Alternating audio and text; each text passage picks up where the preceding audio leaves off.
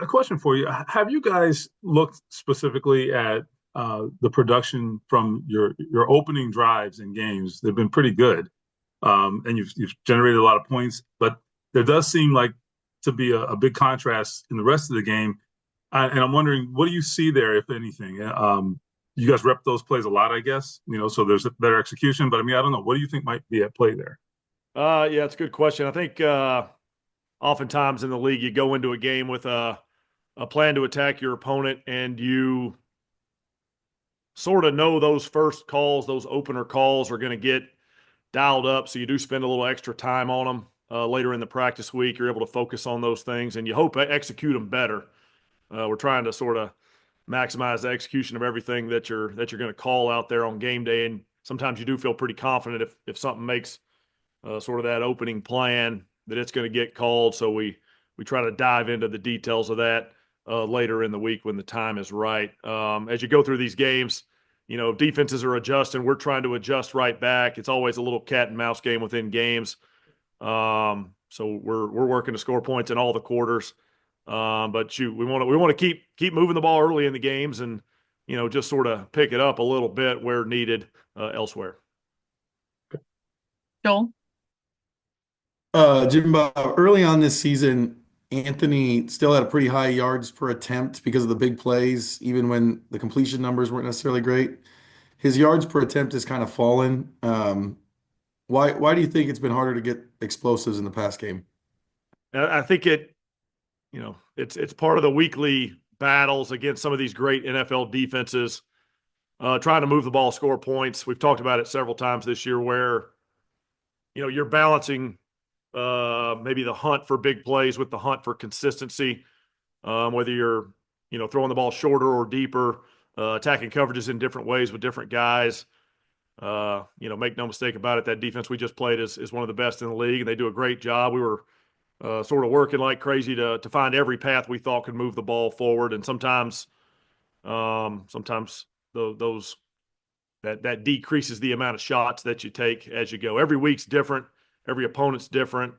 Every game week for us is different just around the building here with, sort of who's up and who's down and how things are going with everybody. So we're looking to sort of ultimately have the best offensive outcome each week. Sometimes that'll have some shots down the field. Sometimes that'll have a few less than other weeks, depending on opponent, depending on our guys, all that. Nate? Hey, Jim Bob, I was curious if you could talk through the play with A.D. Mitchell, the throwback, and that ended up being like a pick six. Nick Benito said after the game that it was pretty easy to figure out that it wasn't a screenplay because A.D. Mitchell hasn't really run any screenplays this year. So just curious kind of why did you guys feel confident in that call? And did you think about setting it up previously with screen calls, or just how did you kind of arrive at that certain moment? Yeah, anytime I think you put one of those sort of gadget plays or special plays or whatever you want to call those on the sheet, I think you're aware that you're playing with a little more risk and a little more reward. Sometimes you're looking for those sides to some of those special type of plays. There's a little bit of downside in those things as well. We work like crazy to minimize the downside of that thing. But it's the reality of the NFL. Those guys are competing against us. We're competing against them. That play just didn't go our way. Kevin? The old adage offensively of it's players, not plays. That's something you agree with, you disagree with? What are your general thoughts? Yeah, I mean, I think we build our offensive system around the players that we have. We're trying to maximize the guys. I think that's how you get the most out of your guys in this league. You try to let them do what they do well and continue to build them up in areas that maybe they don't do quite so well, so that you can add different areas that they can sort of use to attack a defense. So we're always going to be very, very aware of who our players are, what they do well, maybe where they traditionally line up, and what we can best do with them from those alignments. And when it comes time to switch it up, when to switch that up so that the defense doesn't have a great tell on that you're doing that. James?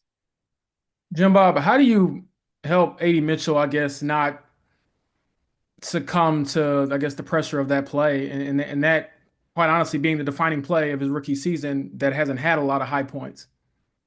Yeah, listen, he's a young player that's working like crazy to make his mark in this league. I'm going to push back. I don't think that will be the defining play of his year. AD is a bright, up and coming young player. We're excited to work with him. We're excited to keep working on the practice field, keep working around the meetings, keep working in the games to get him involved, to get him the ball, to give him those opportunities. The future's bright for AD. Ups and downs within our season, especially when you're young, working through things in the NFL. But shoot, I'm betting on him. I'm betting on the upside. AD's going to keep going. He's going to keep working. I think bright days are ahead for AD Mitchell.